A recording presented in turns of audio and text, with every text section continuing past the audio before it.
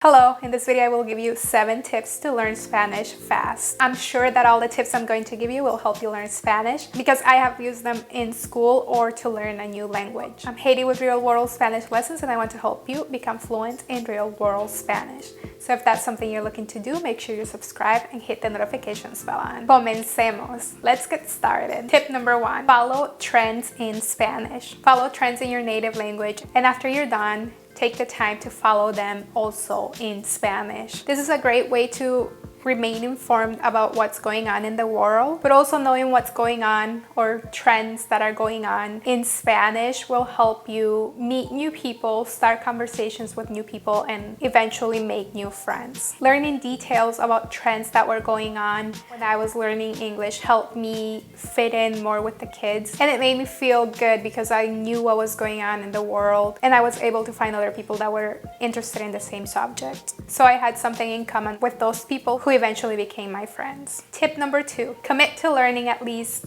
10 new words in Spanish every day. Learning new words will help you not only to expand your vocabulary, but it's also a great way to hold yourself accountable in reaching your goals. Never stop researching or asking questions. Just like anything else in life, you don't want to become complacent. So push yourself outside of your comfort zone, because the minute you stay in your comfort zone, that's the minute you'll stop learning. Same applies for anything in life, really. Tip number 3, have a dedicated notebook to write notes and words that you have a hard time remembering. You can use Google Translate or keep a bilingual dictionary handy. This will help you take learning Spanish seriously. And every time you see that notebook, you will want to grab it and do a quick review. If you don't want to be carrying a notebook around, you can also use the notes in Google Docs on your phone or on your computer, and that way your notes will always be available to you as well. Tip number 4, follow YouTubers who vlog in Spanish. At first, this might be overwhelming because you might have no idea what they're saying,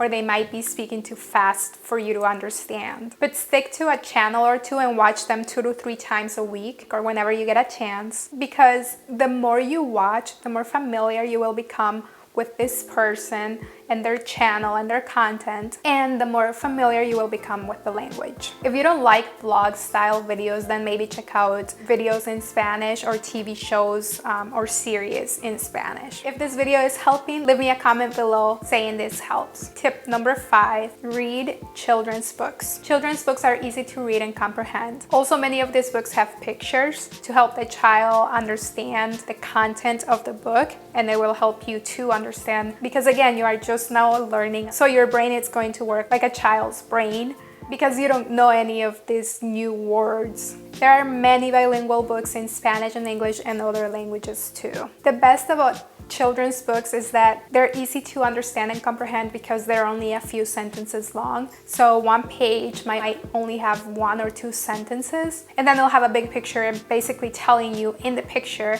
what the book is about. This will also help you memorize the pages. Just like when you were learning to read in your native language, you thought you were reading, but you were actually just memorizing the books from your teacher or your parents reading to you. I remember when I was in school and I was learning to read in Spanish, I would read every single advertisement, the names of stores when we were walking around downtown, the newspaper, booklets, anything really that I found that had letters or sentences in, I would grab it and I would read it. I think mainly I just memorized words, and that's how I was able to read, but it still made me feel so cool because in my brain I thought I could read. So there's nothing wrong with memorizing, but eventually you do want to learn what each word means without having to memorize. Tip number 6, practice with a native friend. Make sure you ask them to correct you if you say something wrong, because a lot of times when we're learning new languages, people don't want to correct us because if they can understand us in their mind, they don't have to correct us, which is wrong. I think the only way to really learn and comprehend a new language is if someone corrects you when you're saying something wrong.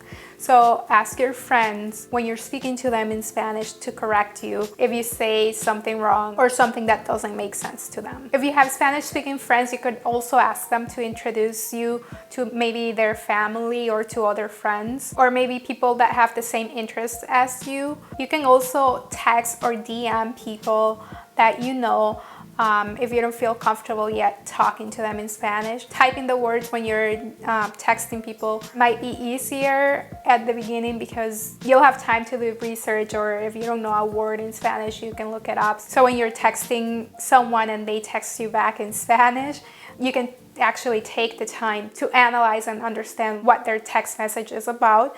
And if there is a word that you don't understand, you can easily look it up. This just gives you a little bit more time rather than when you're talking with somebody, you kind of have to understand right away. If not, then they'll just have to translate for you. Hopefully they do speak the same language as you.